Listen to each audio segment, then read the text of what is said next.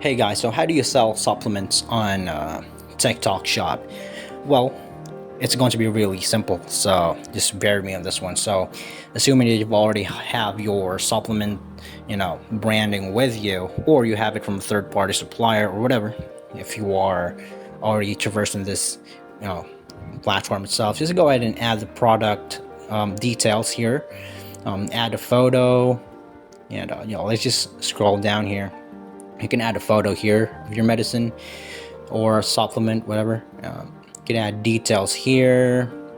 Just go through all this process here. Just keep on scrolling down and add it to the actual details here. And once you're done with that, go ahead and submit for review so that it'll be submitted for like 24 hours before it gets approved or not.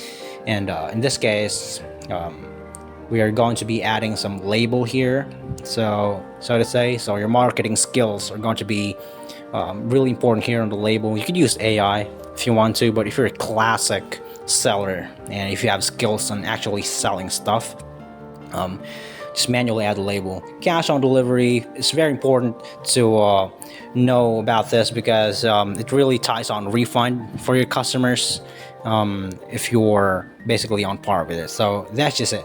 Thank you so much for watching. You guys have a nice day.